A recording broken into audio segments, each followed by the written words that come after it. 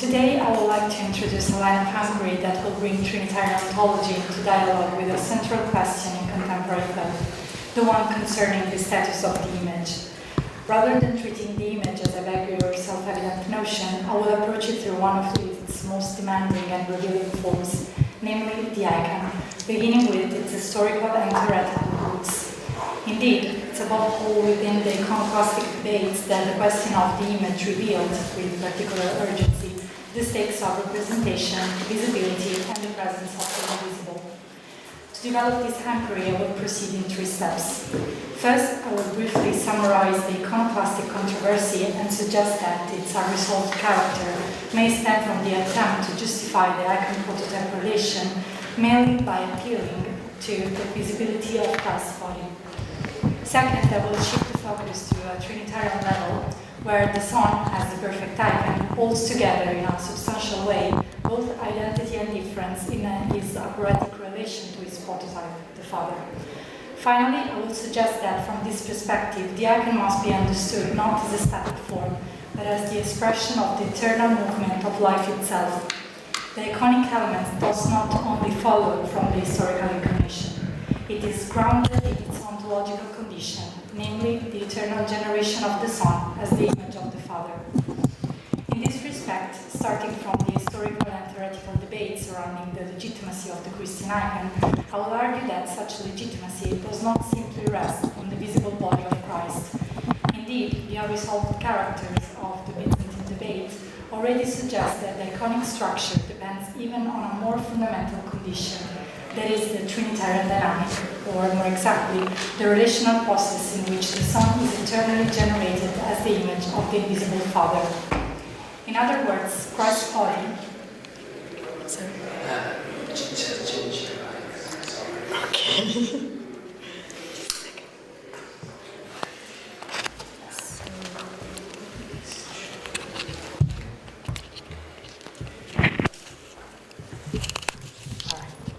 In other words, Christ's body, the historical outcome of the incarnation, is not enough to explain how an image can relate to its prototype without collapsing either into idolatry or into insignificant imitation. From here, the broader implication for the notion of image will become clearer as the argument develops. What is at stake is the recognition that an icon is not a merely flat or static reproduction of Christ's historical visible body. Rather, it is also the manifestation of the primordial movement through which both visibility and history become possible in the first place. So, as Kissinger notes in The Cult of Images, it is difficult to identify a more significant event than the Christian Church acceptance of painted and sculpted images. For Christianity, accepting images meant a bold and radical act, breaking away from the Jewish tradition and from the explicit prohibition against making images as formulated, for instance, in Exodus 24. Apparently, this break was possible because the Christian God, unlike the God of the Old Testament, made himself visible in the flesh, appearing in the body of Jesus Christ. Thus, the first Christians, especially those converted from paganism, began to represent him artistically. Yet, this practice was far from peaceful. It opened a long and conflictual debate, one that was never completely settled. The debate reached its height between the 8th and 9th century in the Byzantine Empire, during what is known as the iconoclastic controversy. So, without going too far into historical details, let me briefly recall the main position that emerged. The iconoclasts rejected the icon for 2 main reasons. First, they claimed that the icon represented only the human and visible nature of Christ, thereby separating it from his divine and invisible nature. In other words, dividing what must remain united. Second, they argued that the icon tried to contain the divine and invisible dimension within the bounds of what's human and visible, that is, confusing and collapsing what must remain distinct.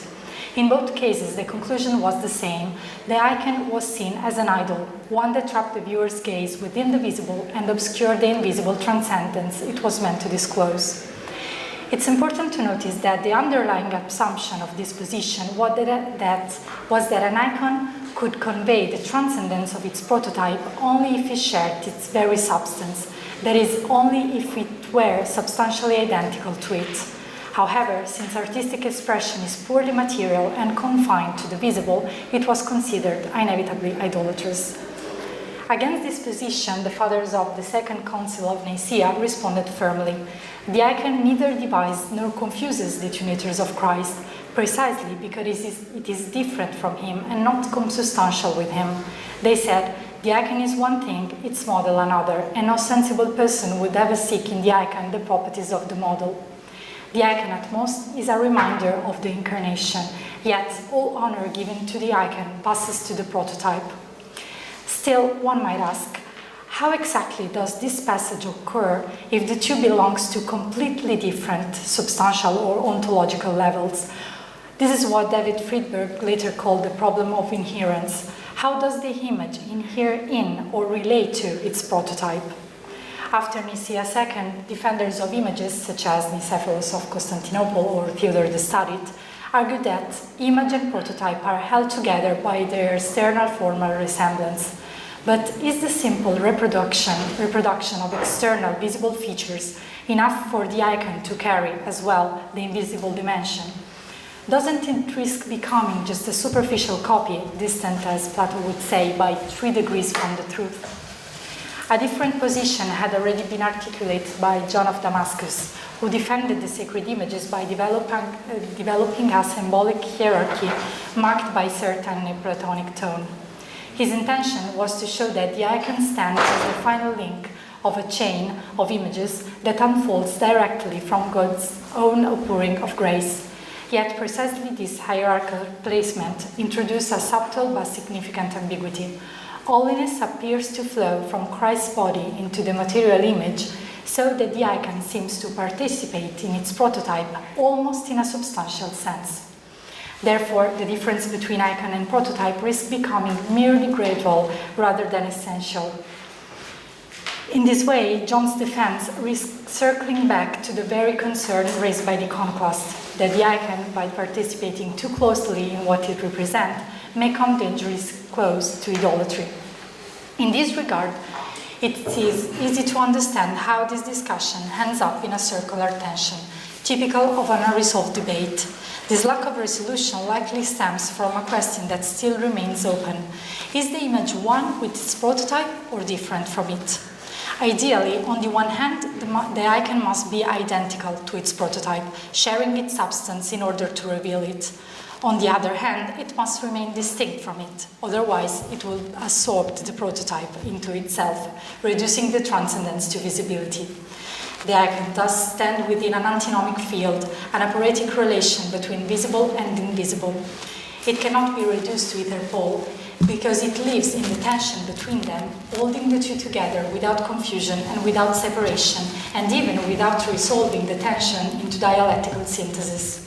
But how can we conceive this paradoxical bond? To understand it, we must go back to its very source, a source that precedes Christ's visible body, and that makes the incarnation possible in the first place. John of Damascus himself directs us precisely there. At the top of his chain of images lies the Trinity, and that's because between the visible Father and the Son made visible in the flesh to reveal the visible Father resides precisely an iconic relation. As St. Paul writes in the letter to the Colossians, he is the icon of the invisible God. Therefore, we must ask what this iconic relation truly is and how it's structured, and why might it help us to think about the image itself. So, it is said, the icon is the image of the Father, so he is identical to the Father or distinct from him. In the Trinity, the answer is both, since he is identical in ousia and distinct in hypostasis, both of which refer to substance. How then can these two substantial aspects coexist?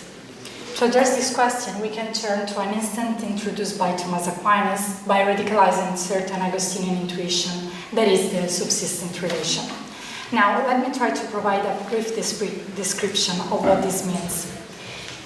The Son can be the Son that is identical with himself yet different from the Father only because there is a Father, and the Father can be the Father only because there is a Son. This means that what makes the Son identical with himself is precisely what is different from him, the Father, and what makes the Father truly Father is what is different from him, the Son. Identity and difference, therefore, go hand in hand. The Father and the Son are distinct, yet simultaneously one and the same. Both are God because the identity of the Son depends on the Father, and whatever the Son is, the Father is also, and vice versa. To encounter one hypostasis is already to encounter the whole divine ousia.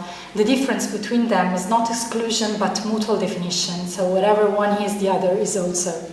If we translate this relation to the terms of image theory, that is, the iconic relation between visible and invisible, then we can say that the visible, like the Son and of course his incarnation, exists by virtue of the invisible, the prototype that generates it.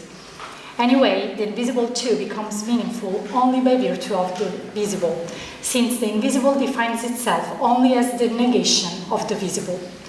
Without the visible, as Klaus Hemmerle writes, the invisible would collapse into itself. In other words, nothing would appear at all, and this of course is indeed a possibility. Thus, the visible Son is the icon of the invisible Fathers and reveals him, because the visible icon is at once identical with and distinct from his invisible prototype. The icon appears within the visible, not to copy its external form, but to express the invisible that exceeds it and gives it meaning, just as the Son came into the world to reveal the Father. The icon, therefore, always carries an antinomic character. It lives in the tension between visible and invisible, never reducible to either side, and conscious of their mutual dependence. At this point, it seems possible to propose an hypothesis.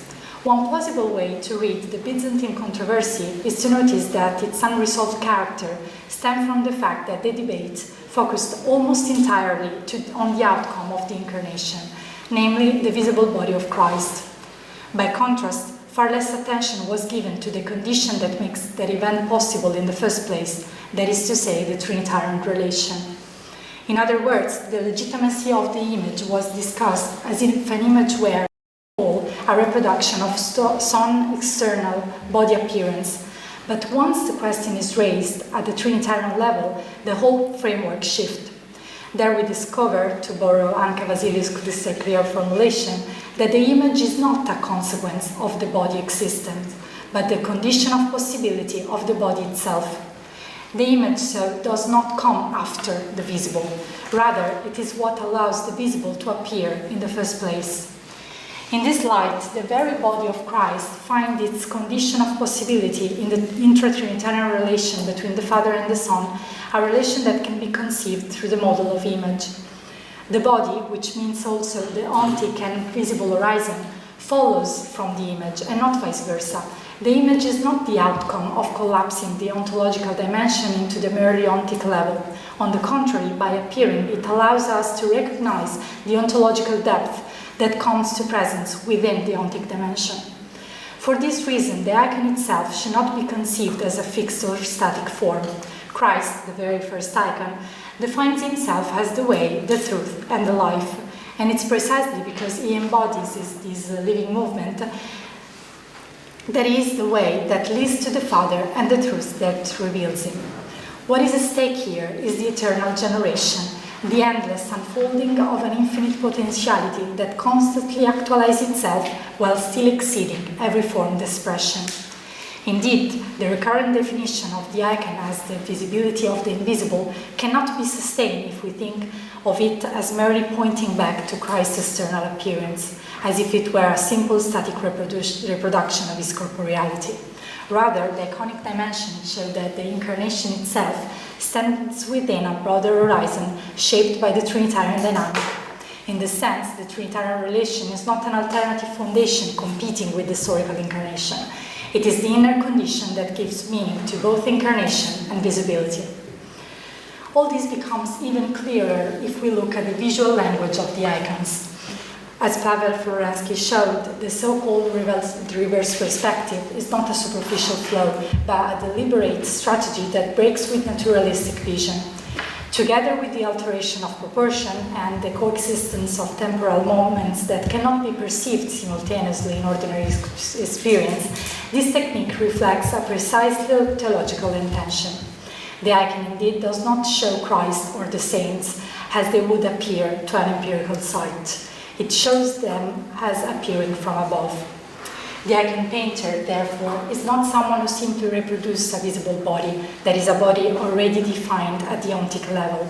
Rather, the artist is someone who seeks to bring to manifestation what no eye has yet seen. In brief, the artistic act seems to situate itself analogically within the very movement of life, that is, within the eternal becoming form of the inexhaustible potentiality on which every visible thing depends. From within this movement, the artist attempts to draw the very primordial image that belongs to each being at the moment of its generation.